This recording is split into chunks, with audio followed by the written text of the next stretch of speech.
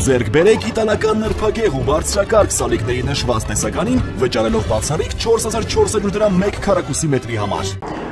Առաջինը կառավարությունը այսօր ընդունեց մի կարևոր նախագիծ, որը վերաբերում է գյուղատնտեսական լիզինգին, մասնավորապես լիզինգի ծրագրով մենք ունենք բազմաթիվ ֆերմերային տնտեսություններ, խոշոր տնտեսություններ հատկապես ինստիտուցիոնալ, որոնք վաղուց չէին կարողանում ցավոք սրտի օգտվել մեր ծրագրից, որովհետև ծրագիրը ուներ սահմանաչափ 250 միլիոն դրամից ավել գյուղտեխնիկա գնելուց հետո արդեն տոկոսները չէր փոխհատուցվում։ Մենք այսօր այդ շեմը բարձրացրինք 500 միլիոն դրամի եւ սա նաեւ շատ լավ առիթ է մեր տնտեսվարողներին ցույց տալու եւս մեկ անգամ հիշեցնելու, որ այդպիսի ծրագիր ունենք, օրինակ մեր գյուղաբնակ քաղաքացիներին կարող եմ տեղեկացնել, որ 6.4 միլիոն դրամից սկսած տրակտորներ գոյություն ունեն եւ իրենք ընդամենը պետք է վճարեն այդ 6.4 միլիոնի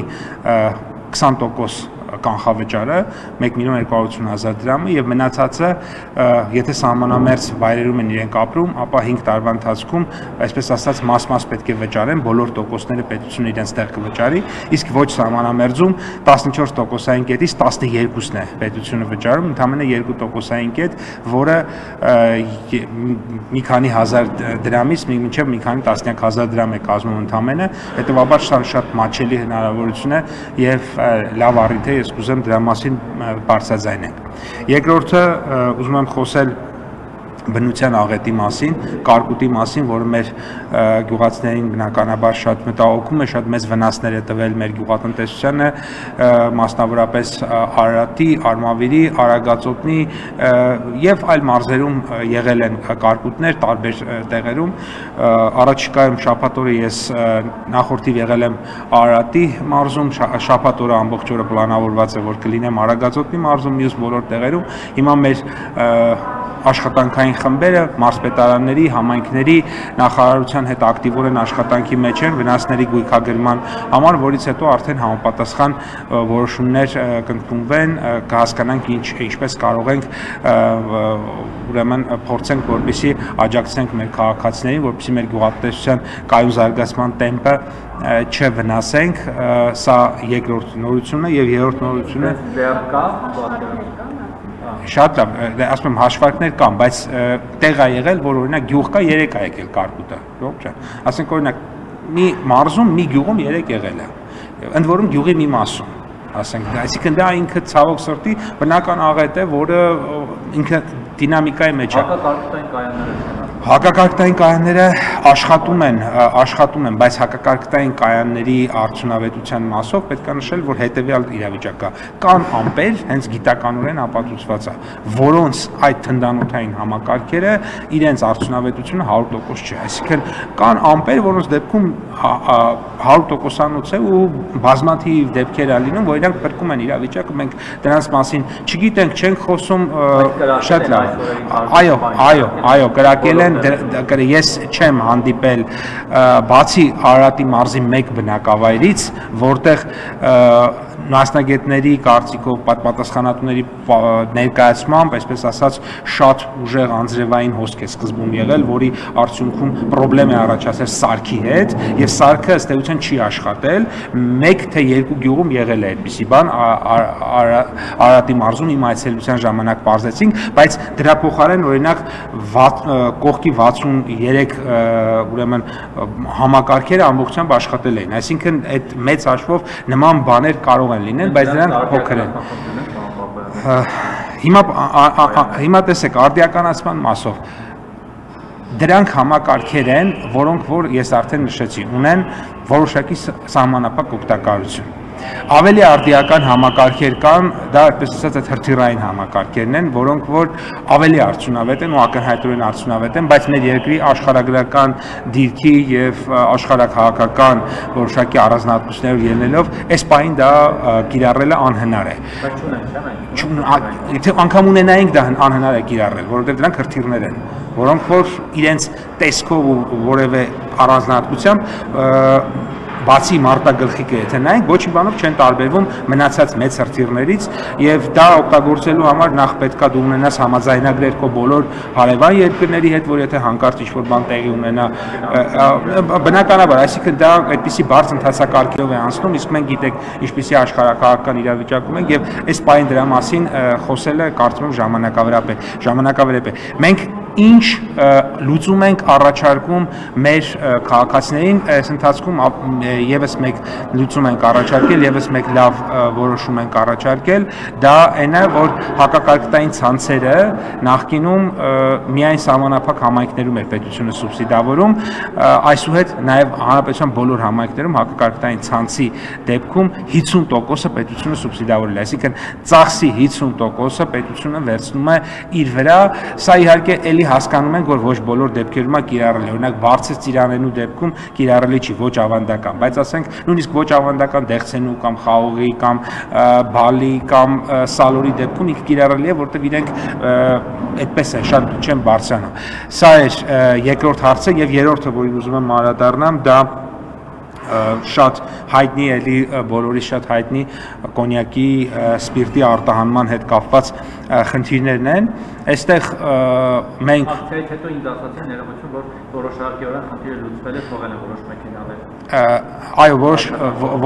որոշ մեքենաներ թողնվել են բայց ցավոք սրտի պետք է արձանագրենք, որ խնդիրը լուծված չէ, որտեղ խնդիրի լուծում դա նշանակում է ինստիտուցիոնալ նախ հասկանանք թե ինչն է պատճառը, այս պայծրությամբ դեռևս հանդիպել եք, բանակցել եք, շատ լավ, լուծել եք խնդիրը, հիմա Չէ, ես ասել եմ, հանդիպել եմ, բանակցել եմ, խնդիրը դեռևս լուծված չէ։ Ես ազգային ժողովում այնքանով ինչքանով որ ասած էլի մի քանի մեքենա այս պարագայում է, բայց մենք շարունակում ենք խնդիրը ոչ ամբողջական մնալ լուծված։ Եվ այստեղ անկեղծ պիտի լինեմ, պատճառները մեզ համար անհասկանալի են եւ փորձում ենք բոլոր մակարդակներում խնդրին լուծում գտնել եւ ուզում եմ նշել, որ առաջիկա օրերին ունենք նախնական պայմանավորվածություն, թերևս նորից ես այս անգամ կայցել եմ Վրաստանի Հանրապետություն եւս մեկ անգամ հարցերը արդեն տեղում լուծելու հասկանալու համար։ Պապա, ներողություն մի բան ճշտեմ։ Նախ ասում դժգոհում են, ասում խաղացեն կառավարությունը անզոր է, չի կարողանում լուծել, ունակություն չունի կամ պոլիտիկական չունի կամ չի կարողանում հարաբերվել մեր հարևան եւ բարեկամ վրացիների հետ։ Երկրորդ վարկած կա նաեւ այս ֆոնին, որ հնարավոր է կառավարությունը, այսինքն նախարարությունը ինքն է նաեւ ուղղորդել կամ համաձայնեցված եղել այդ օրվա ակցիան, որովհետեւ դուք չեք կարողացել լուծել այդ կոնյակագործներին դրդել եք կամ համոզել եք, որ իրենք դուրս գան Վրաստանի տնտեսական դիմաց միտինգ անեն, որ գուցե այսպեսով սալի տեղի շարժվի։ Երկու հարցերի պատասխանն էլ ոչ է։ Պարոն Բաբոյան, երեք ասել եք, գրառում էիք արել Աժեում մի պիժոն գյադա, ում ալբանացի հայրը Ղարաբաղից Հայաստան է եկել 3 չափ մեծ փաթիլներով, քոլկոտած սվիտերով, 10 տարում դարձել միլիարդատեր։ Դուք Ռոբերտ Քոչարյանին հենց այդ նկարագրած իրավիճակով տեսել եք։ Ես եւս մեկ անգամ կարող եմ կարդալ, եթե դա այդքան հաճելի է, որպեսզի ես կարդամ, եւս մեկ անգամ կարող եմ կարդալ իմ գրառումը։ Այսօր ազգային ժողովում մի պիժոն գյադա, ում ալբանացի հայրը Ղարաբաղից Հայաստան է եկել 3 չափ մեծ փաթիլներով, քոլկոտած սվիտերով ու 10 տարում դարձել է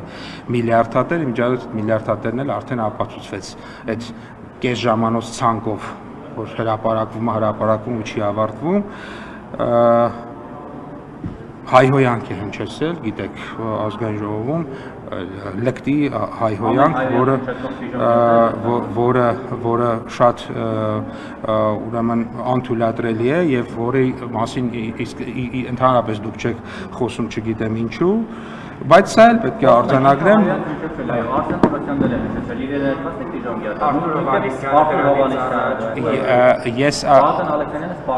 Ուրեմն ես մեկ հայհոյանք եմ լսել, ես երեք ազգային ժողովից մեկ հայհոյանք եմ լսել եւ այդ հայհոյանքն է եղել։ Իսկ մենք լսել ենք Անդոնից Արսեն Թորոսյանի կողմից։ Ես այդտեղ հայհոյանք չտեսա,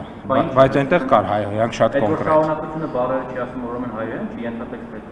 Ես ասում եմ, ես այնտեղ շատ կոնկրետ հայհոյանք կար, այնտեղ հայհոյանք։ Երբևէ Ռոբերտ Քոչարյանին, որ դեմ հանդիպան հանդիպեք թե հիմա կամ նախկինում, կամ Լևոն Քոչյանի նախկինում, մինչև ձեր իշխանության դole, դուք կարողանեք ուղիղ նրանց աչքերին նայել ու ասել, որ դուք ալբանացի եք, Պիրոն Գյադարեք, մինչև դուրս քշոպատակ։ Ես բոլոր այն մարդկանց, որոնք Հայաստանում 10 տարի իշխանության են եղել, ընդամենը պաշտոնյա են եղել եւ մինչեւ այդ ոչինչ չեն ունեցել, բացի մի զույգ ծակ կոշիկներից ու հետո դարձել են միլիարդատեր, բոլորին ասել եմ, կասեմ, ասում եմ ու կասեմ։ Ուրեմն ասել եմ, կասեմ ու ասում եմ։ Նորից եմ ասում, ցանկացած մեկը, ով իրանից ոչինչ չի ներկայացնում, պետական պաշտոնյա է ու պետական պաշտոնյան լինելուց հետո դառնում է միլիարդատեր, այդ մարդը շատ ավելի վատ գնահատականի է արժանի, շատ ավելի վատ, քան ես այդ գնահատականը տվել եմ։ Կներեք էլի, հիմա դուք եկել եք այստեղ, մի վարքյան, եկել եք այստեղ։ Մի որոշ մարդկանց եք պաշտպանում, ով ոչինչ չունենալով, մի վարքյան, ոչինչ չունենալ, մի մարդ, ով ոչինչ չի ունեցել, մեկ էլ 10 տարի նախագահ աշխատել, նախագահի 200 քանի հազար դրամ աշխատավարձ է ստացել։ Ես էլ ոչինչ չունեմ, ես ոչինչ չունեմ եւ ոչինչ չեմ ունեցել։ Այս մարդիկ ոչինչ չեն ունեցել։ Հիմա ունեն մի հատ գույքերի ցանկ ու միլիարդավոր դրամների ու եսի մինչերի ցանկ, որ սենց կարդում ես, հիմա սենց կարդում են ժամերով։ Հիմա եկել եք այդ մարդկանց եք պաշտպանում։ Ես այդ մարդկանց չեմ պաշտպանել, դա ձեր գործն է։ Ուրեմն Ժողովուրդ ջան, մի իրավիճակ է, երբ որ մարդը վարձով էր ապրում, ունի մի հատ տուն, մի իրավիճակ է, երբ որ մարդը վարձով էր ապրում, ունի, չգիտեմ, մի քանի կազմակերպությունների մեծ մասնաբաժիններ, մի 10-15 հատ անշարժ գույք, մեկի գինը 4 միլիարդ դրամ, մեկին 2 միլիարդ դրամ, մեկին այսքան եւ այլն, մեկ եւ հետնել ասենք բանկային հաշիվ, որտեղ օրինակ մի քանի տասնյակ միլիարդ դրամ փող կա։ Ես ասում եմ, եթե դուք դա պաշտպանում եք, դա ձեր գործն է, ես դա դատապարտում եմ, որովհետև այդ միլիարդները այս մարդկանցից գողացած գումարներ են։ Պարզա դա ձեզ։ Շատ լավ։ Հետևաբար, ուրեմն Արցախյան պատերազմից անցած լինելը ոչ մեկի համար արդարացում չի, որ ինքը լինի գող, կոռումպացված մարդ ու պետությունից։ Ուրեմն ես ասում եմ, դա որևէ մեկին ինդուլգենցիա չի տալիս, 200,000, 250,000 դրամ աշխատավարձով ունենալ ասենք 20 միլիարդ դրամի բանկային հաշիվ։ Հասկանալի է սա պարզ։